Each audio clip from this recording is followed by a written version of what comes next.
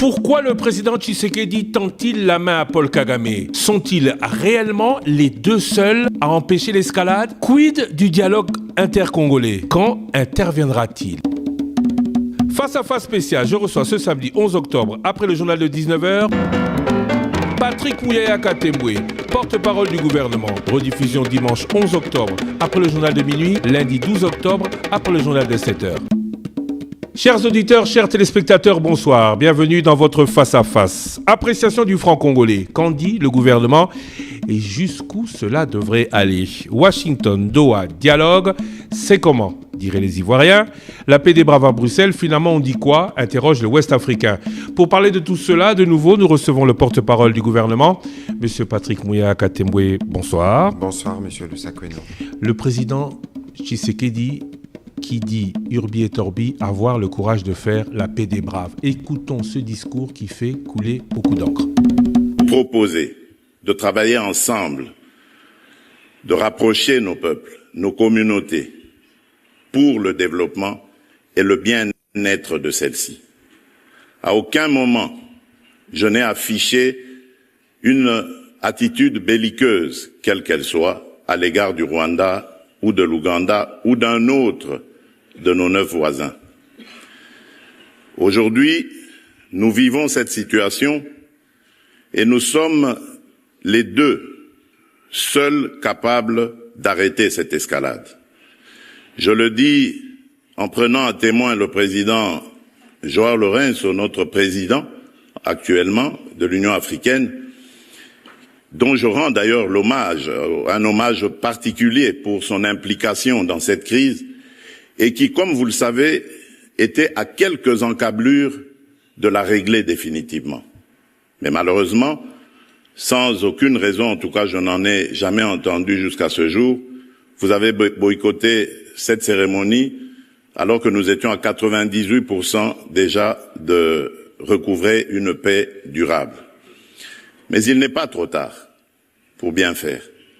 Et c'est pour ça que je prends à témoin ce forum et à travers lui le monde entier pour vous tendre la main, Monsieur le Président, à ce que nous fassions la paix des braves. Et cela demande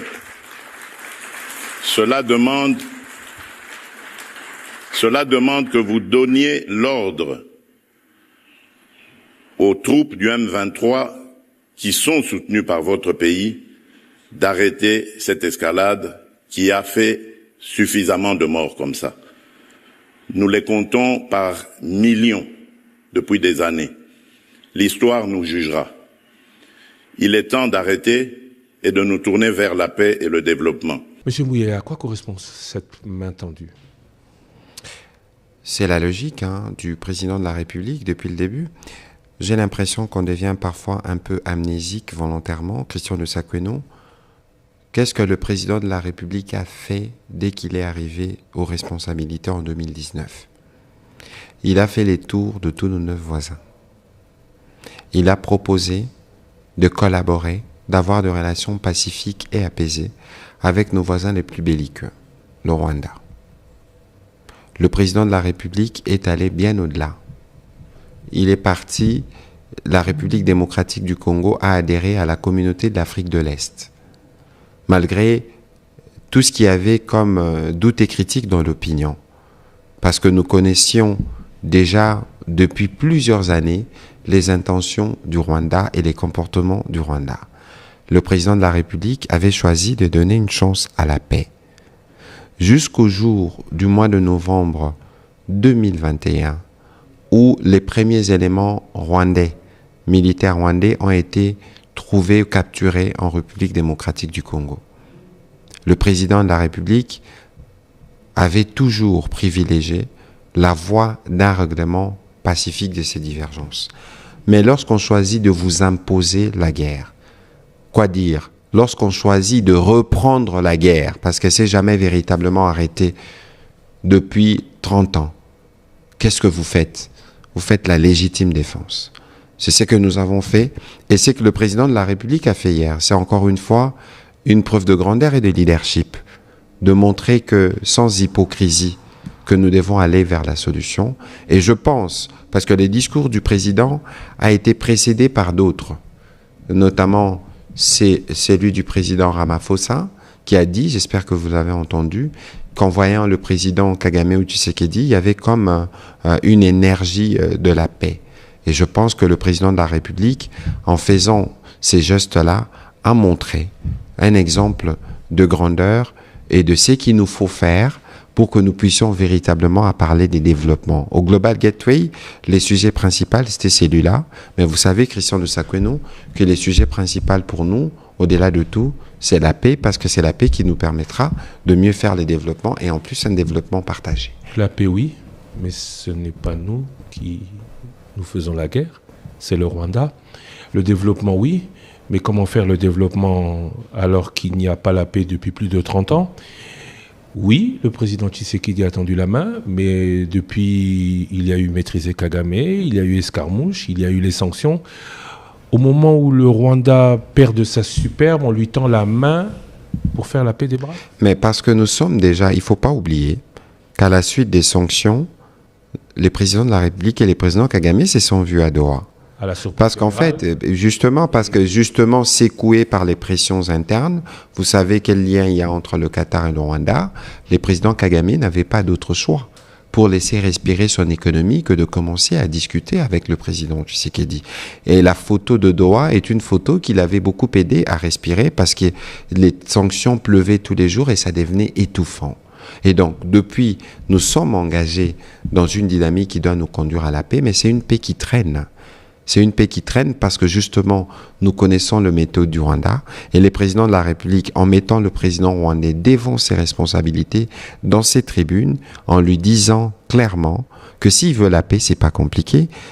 Il instruit sa brigade avancée en RDC qui sortent de notre pays, il sort ses troupes, il sort ses munitions et on discute pour chercher la paix, pour aller vers la paix. Tendu sa main pour faire la paix des braves, après qu'il y ait eu un accord à Washington qui,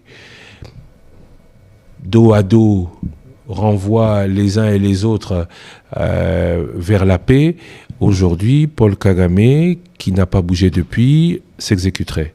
Je vous donne l'accord de Washington. Je voudrais m'assurer que vous le lisez avec moi chaque fois que je le lirai.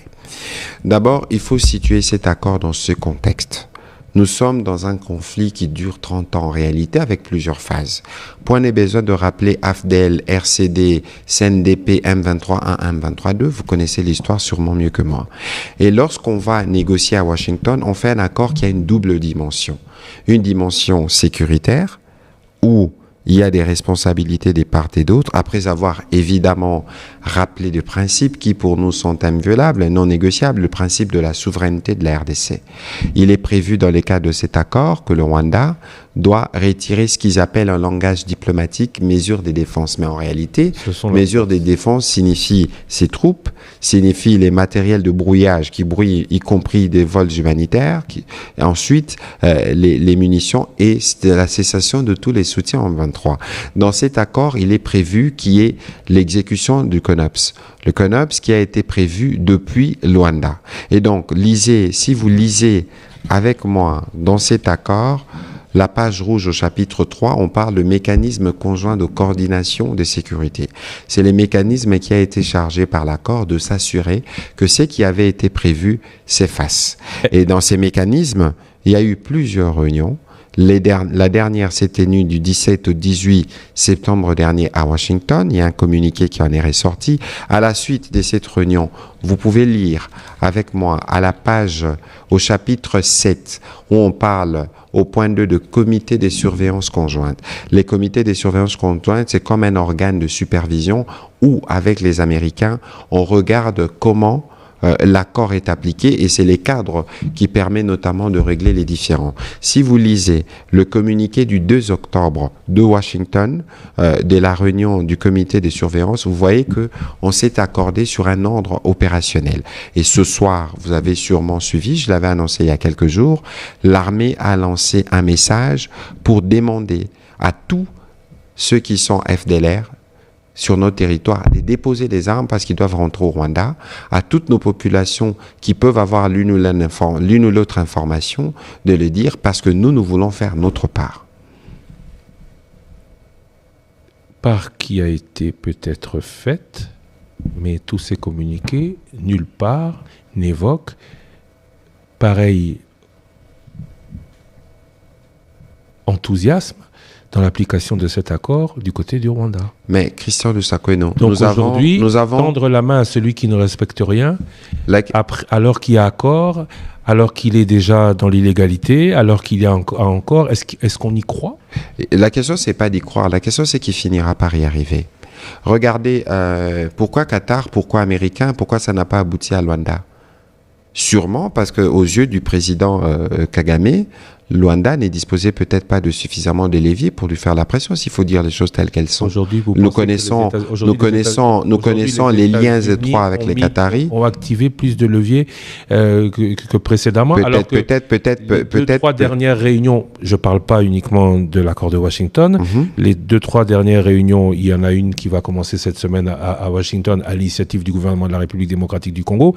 Les 2-3 dernières réunions sur l'accord de Washington pour le deal, pour placer un deal entre RDC et États-Unis ont plutôt, dans un premier temps, mis en relation autorités congolaises et investisseurs américains, mais lors du communiqué final, ont surtout insisté sur le fait qu'en deuxième partie, les Congolais étaient face aux Rwandais. Ne mélangeons pas les choses, Christian Lusakweno. À Washington, récemment en septembre, vous étiez à New York, il s'est passé beaucoup de choses. Je parle de précédemment. Je vais y arriver. Parce que tout se tient. Nous étions à New York, le président de la République devait faire son discours traditionnel. Il n'y était pas pour rencontrer les présidents américains. C'est une précision de taille. Je n'ai même pas sous-entendu. Oui, en marge, oui, parce que justement... arrivera quand Washington, Doha et le dialogue... Je vais y arriver. On va atteindre leur objectif. Je vais y arriver. Et donc, à Washington, il s'est passé 3 choses en même temps. On avait les discussions du mécanisme conjoint de sécurité qui nous lie avec le Rwanda. On avait des discussions sur les comités conjoints de surveillance.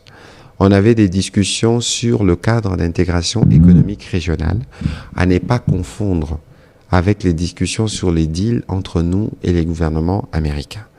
C'est des discussions qui se tiennent et c'est des discussions pour lesquelles nous viendrons communiquer dès que tout sera formalisé. À ce stade, c'est un travail d'experts qui s'est fait dans le cadre bilatéral de la coopération des relations économiques qui existent entre nous et les deux pays. Pour parler du cadre d'intégration économique régionale, c'est les documents que nous n'avons pas signés.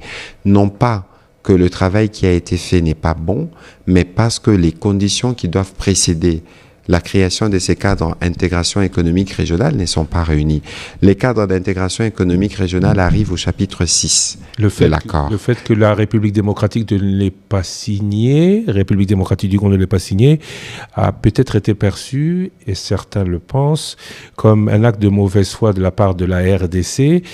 Cela expliquerait la main tendue en signe de bonne volonté du président Tshisekedi aujourd'hui. Attention, c'est les présidents. On aurait pu signer. La question, c'est même pas que le président, à tout moment, nous connaissons l'enthousiasme du président Trump sur les sujets de la RDC. Il en a parlé au Conseil de sécurité. Il a même parlé de paix retrouvée, alors qu'il y a la paix, évidemment, si on s'en tient à l'esprit de l'accord, mais il y a ce qui doit se passer sur le terrain. Et je pense que toute personne de bonne foi comprend la position du président de la République, qui est de dire on ne peut pas avancer vers l'intégration, on ne peut pas avancer vers plus d'économie tant qu'on n'a pas réglé les problèmes sur le terrain. Parce que pour nous, et dans tous les textes, vous lirez, le préalable au développement, c'est la paix, c'est la stabilité. Et quand on n'a pas ces éléments qui sont réunis, on ne peut pas aller vers l'économie, tout simplement. Le président Tshisekedi, prêt à faire la paix des braves, dit même sa disponibilité à discuter de cette situation. Mais nous y sommes. Avec le président Kagame. Attention, il y avait déjà le 18 mars Il y avait déjà les 18 mars où ils ont eu l'occasion de discuter autour de l'émir du Qatar. Mais j'en arrive. Du dernier discours, on parle de Bruxelles. Tshisekedi, le président Félix, qui dit sa disponibilité de discuter de cette situation avec le président Kagame. Bien sûr. Le ministre des Affaires étrangères qui parle de cinéma politique, ministre des Affaires étrangères rwandais. Mais je ne voudrais pas commenter celui qui passe pour le maître de la désinformation. Heureusement que ce sera un téléspectateur de plus pour Top Congo. Je ne suis pas sûr de pouvoir commenter toutes les hérésies qu'il distille parce qu'il y a un objectif clair, c'est de distiller les mensonges et de compter sur la démocratie qui existe en RDC pour passer les venins du poison rwandais. Et je suis désolé, mais après l'appel du président, après l'appel du président Tshisekedi, je vais vous lire le tweet du président Kagame. Après l'appel du président Tshisekedi, c'est la première réaction officielle du Rwanda. Nous connaissons l'agitation. Nous connaissons l'agitation qu'il y a de ce côté-là. Nous nous en tenons, et le président de la République l'a bien représenté. C'est la même position qu'il a depuis 2019. Et nous allons finir par y arriver. If one makes an issue of noise of an empty drum, they also have a problem. Si quelqu'un fait du bruit avec un tam-tam vide, c'est qu'il a aussi un problème. Il vaut mieux le laisser finir de sa propre turpitude.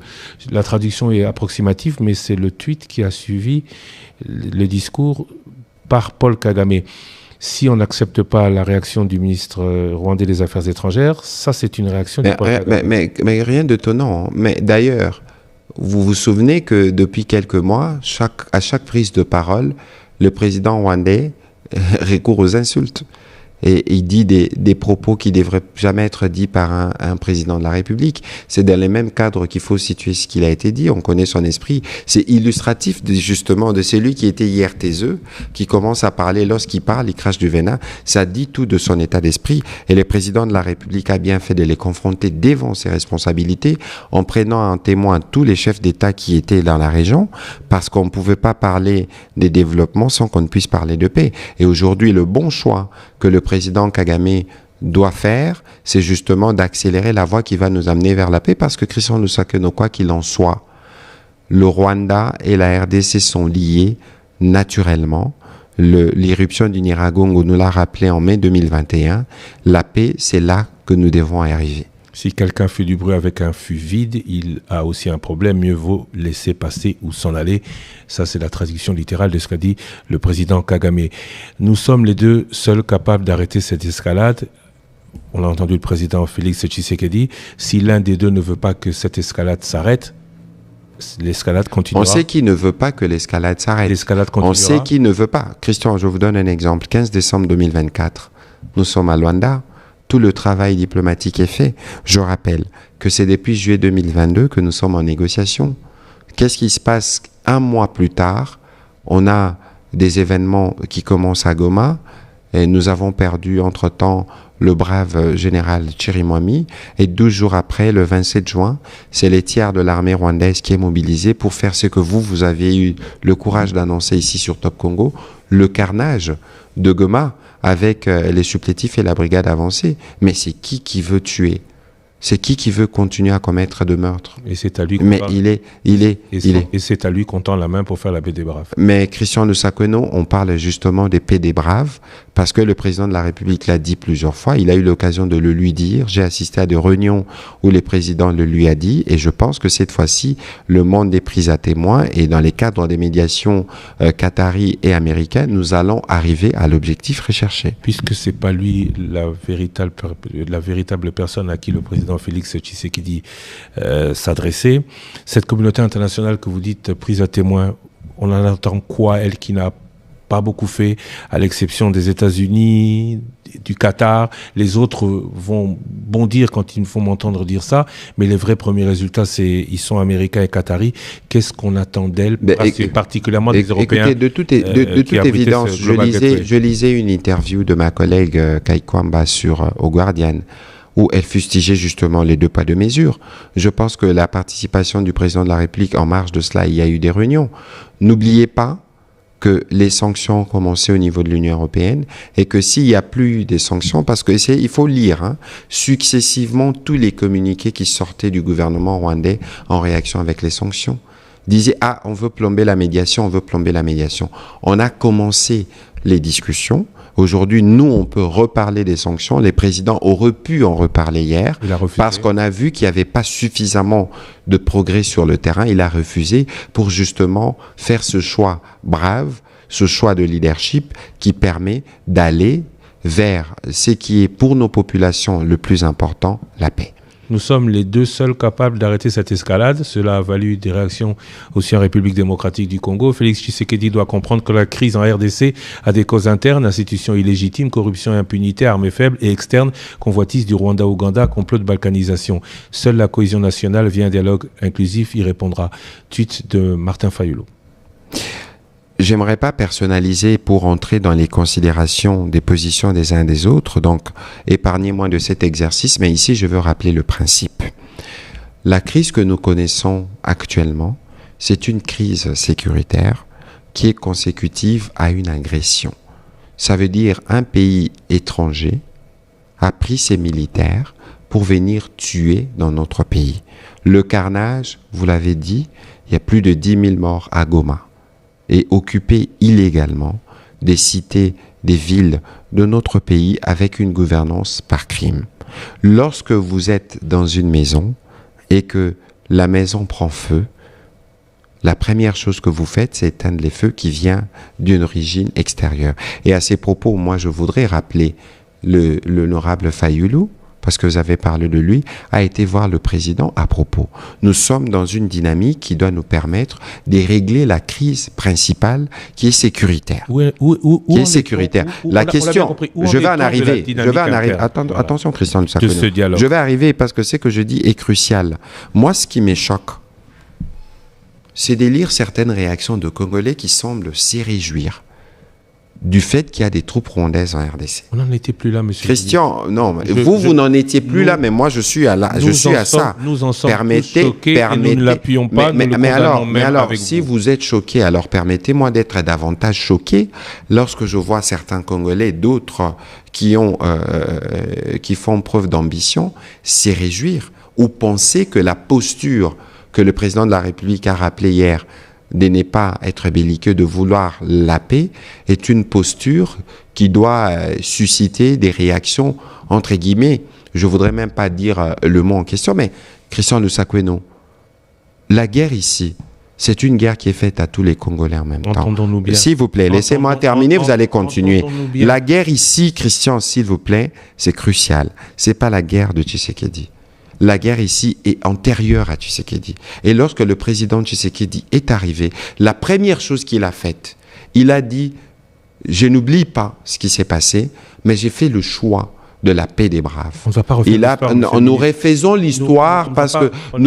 l'histoire parce que le geste que le président de la République a posé hier s'inscrivait justement dans sa logique. Parce que les autres, j'ai entendu des autres ressasser des choses, mais attention, nous avons été mis du fait de l'agression du Rwanda qui a commencé la guerre dans une posture légitime défense ou légitime défense. Bien compris. Il faut que cela soit bien clair et que les ressources que nous mettons dans cette guerre, c'est des ressources qui auraient pu nous servir à davantage construire des routes, davantage construire des écoles, davantage construire des universités, des centres de santé. Il n'y a aucun Congolais qui ne peut s'y réjouir lorsqu'une partie du pays est occupée, même s'ils ont des calculs politiciens par après. Allez-y. Bien compris. Le camp de la patrie, c'est Martin Fayulu.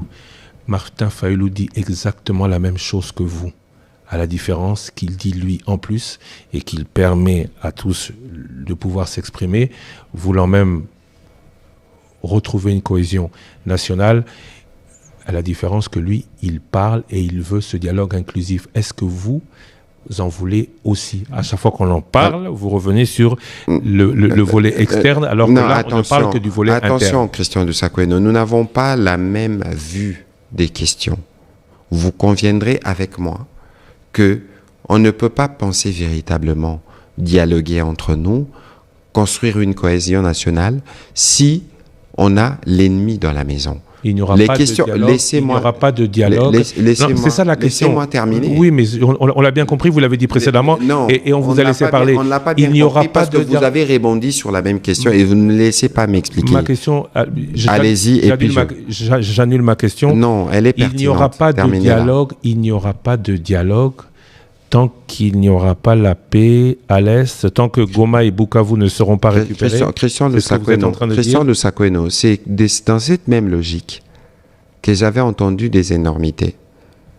Des gens dire que les présidents refusaient de recevoir les prêtres, la SENCO et les CC en l'occurrence. Alors que c'est lui le premier qui les avait reçus à leur demande, quand ils sont venus lui faire part de leur initiative de paix. Le président n'a jamais refusé. C'est plus tard, il a reçu d'autres propositions, et lorsqu'il les a reçues, parce que finalement, tous ceux qui pensaient que ça n'arriverait pas ont été contredits, le président les a reçus, il leur a dit, écoutez, vos propositions sont pertinentes, mais entre-temps, j'ai des propositions d'autres confessions, est-ce que vous pouvez vous mettre ensemble? C'est ici aussi l'occasion de saluer, laissez-moi terminer, de saluer la transcendance. Parce que vous savez que les cultes écuméniques n'existent plus depuis les discussions autour de la CENI, de saluer la transcendance des pères spirituels qui se sont remis ensemble et qui ont préparé une feuille de route. La feuille de route a été soumise, le garant de la nation lui-même, il a déjà parlé plusieurs fois du dialogue, aura l'occasion de donner suite à cela. Et donc, Christian, il faut considérer que le président de la République, homme de paix et pris de paix, va, le moment venu, garant de la nation, article 64, disposer des propositions qui ont été faites pour que ces dialogues internes ou cette initiative interne dont on parle tant prennent la forme. Je ne sais pas de quelle logique vous faisiez cas tout à l'heure. Ma logique est celle du journaliste qui pose la question au ministre des Médias et de la Communication en espérant obtenir réponse de savoir si ce dialogue peut arriver alors que Goma et Bukavu sont encore sous contrôle ennemi. Je ne saurais pas vous donner les séquences de à quel moment ce dialogue va arriver, parce que le président de la République a tous les tableaux. Ici, il faut considérer, et c'est ça le point crucial, le plus important, c'est qu'il y a une disponibilité du président de la République à discuter, y compris avec ceux qui, la classe politique, à l'initiative de prêtres. Il y a une disponibilité. Ensuite, nous traitons les problèmes à Washington, autant nous traitons le problème à Doha. Mais entre-temps, entre ces trois initiatives, Christian Lusakoueno, quels sont les Congolais qui peut se réjouir que le pays soit occupé? Ce qui est choquant, s'il vous plaît, monsieur le ministre, laissez-moi donner. Vous revenez exactement sur la même. Je reviens sur ça parce que c'est justement cette forme de complicité des Congolais, de certains d'entre nous, qui permet constamment au Rwanda, depuis 30 ans, de nous endeuiller, de piller. Ça veut dire qu'ici, Christian Lusakoueno, soyons bien clairs. Moi, j'ai une collaboratrice et j'ai un collaborateur qui sont nés à Goma, qui viennent de Goma. Ils ont une trentaine d'années. Ils n'ont connu que la guerre. Aujourd'hui, ils sont mariés, ils ont des enfants. Ces enfants sont nés dans la guerre. On ne va pas condamner toute une génération à vivre que dans ces violences, parce que parmi nous, il y a toujours des complices, parce que nous avons des appétits gloutons et nous allons offrir nos services à l'ennemi. Aujourd'hui, Christian Lusakoueno, c'est pour ça que nous faisons la campagne Congolais Téléma. Tout le monde doit s'élever, sans d'ailleurs penser à l'idée du dialogue, parce que même le dialogue, quand il arrivera, c'est pas tout le monde qui y participera. Mais nous tous, nous devons par contre nous lever et nous assurer qu'en ces temps de crise, nous avons un commandant suprême, nous avons une armée, nous nous mettons tous derrière pour soutenir tous les efforts engagés pour le retour de la paix et de la sérénité. Ça me manque à moi d'aller à Goma et à Bukavu, comme ça manque à toutes ces familles que nous rencontrons tous les jours. Aujourd'hui, en Conseil de ministres, la première ministre, comme toujours, a insisté sur les besoins humanitaires, la nécessité d'intervenir. C'est bien cela aussi, l'autre volet qui devrait préoccuper tous ceux qui pensent qu'il faut le dialogue avant la paix. Monsieur le ministre des Médias et de la Communication, donc de la contradiction, je vous rappelle que vous prêcher à converti. Vous avez souligné que c'est devant vous, vous avez devant vous le journaliste qui a condamné le premier, le carnage, ce qui lui a valu des problèmes avec la justice. Donc, je repose la question, n'ayant pas peur d'être jugé comme celui qui porterait ou donnerait la part belle à ceux qui n'ouvrons pas cette brèche-là, s'il vous plaît. Je ne vais pas l'ouvrir. Est-ce que ce dialogue, vous parlez de Washington, vous parlez de Doha, où le Congo est en difficulté, peut arriver en même temps que les autres pour qu'on puisse rapidement trouver la solution? Quand vous dites les Congos est en difficulté, il faut que vous soyez en mesure de les définir. La difficulté que nous connaissons aujourd'hui, c'est qu'une armée étrangère, avec des complices congolais, a décidé de tuer des Congolais, d'occuper illégalement nos territoires et d'agir par crime. C'est ça la difficulté que nous avons. Et nous étions, il ne faut pas oublier, nous avons un front militaire, un front diplomatique, un front économique, un front judiciaire, un front médiatique, dans lesquels d'ailleurs, je dirais fièrement, vous faites partie, parce que vous avez su faire la démarcation entre ce qui relevait du devoir patriotique et du devoir professionnel. Vous avez bien fait la démarcation. Et donc, à mes risques et périls. Je vous le rends. Dans un contexte où... Ce qui justifie bien donc le fait que même au niveau interne, des choses doivent être changées, les gens doivent se regarder. Peut-être même pour se dire ceci doit ou ne doit plus être fait. Alors, ce dialogue n'interviendra, n'est pas la priorité. Non, Christian Lusakweino. Ce dialogue est la priorité. Christian Lusakweino, aujourd'hui, c'est parce que vous y tenez tant. On fait aboutir Washington, on fait aboutir Doha, et on arrive à l'initiative ici. Le président de la République a déjà donné la direction. Il ne faut pas oublier. Et donc, parce que vous m'avez ramené sur ce terrain alors qu'on était presque sur un autre terrain. Ces terrains-là, c'est les terrains de la communication et je ne peux pas louper cette occasion. Pourquoi nous, les Congolais, certains d'entre nous, relayent les messages de la manipulation du Rwanda? Pourquoi? Est-ce que vous pensez qu'au Rwanda, on relaye les messages de Mouyaya, on relaye les messages du président Tshisekedi? Pourquoi notre pluralité, notre diversité d'opinions doit devenir, à certains égards, un point d'entrée de notre ennemi? C'est le sens, justement, de l'action patriotique que j'ai saluée tout à l'heure de votre média, et c'est cette vigilance qui doit demeurer. Parce que c'est choquant de voir que les Congolais sont le premier, certains, à relayer et à se plaire des discours manipulateurs, divisionnistes de nos ennemis, dont on connaît les intentions depuis 30 ans. Moi, j'appartiens à une génération, en tout cas, nous sommes alignés derrière le président de la République, pour que cette guerre, l'agression actuelle, soit la dernière entre le Rwanda et la RDC, et nous y travaillons pour arriver à une solution définitive. Dont acte. Appréciation du franc congolais, qu'en dit le gouvernement? Jusqu'où cela devrait-il aller selon le gouvernement? Écoutez, Christian Lusakweino, le président de la République, parmi ses 6 engagements de campagne, il avait parlé de l'amélioration du pouvoir d'achat. Le gouvernement souminois avait des objectifs. Nous étions à une période où nous avions la stabilité du taux de change. Et aujourd'hui, avec la Banque centrale qui s'occupe de la politique monétaire, nous avons atteint un autre palier qui permet à la monnaie nationale de s'apprécier. L'objectif pour nous n'est pas de nous arrêter là.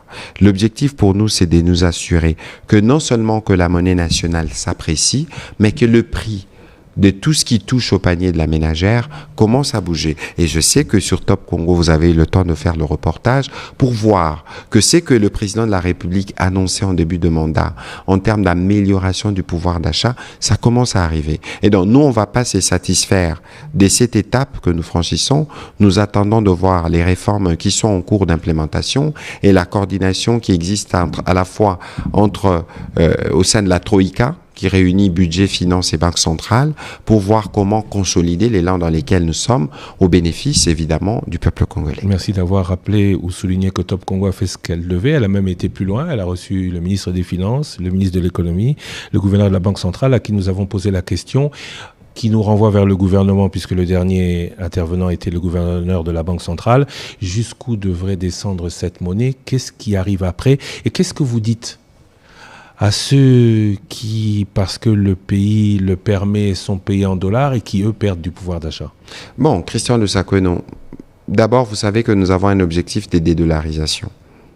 Qui est une chose pas atteignable rapidement. C'est un processus qui a commencé. Il ne faut pas nous reprocher de commencer les processus. Et dans ce que nous faisons, tous les Congolais trouveront leur compte parce qu'il s'agit de la monnaie nationale. C'est pour ça qu'ici, il faut louer justement l'action du président de la République. Dans un contexte de guerre, on construit les universités. Dans un contexte de guerre, on construit les routes. Dans un contexte de guerre, on s'occupe de ce qui touche directement aux Congolais. Dans un contexte où, malgré la guerre, vous avez toujours des épidémies et nous y répondons toujours promptement. Dans un contexte où vous avez des catastrophes naturelles, nous y répondons toujours promptement. C'est bien cela, le peuple d'abord, dont il a toujours parlé.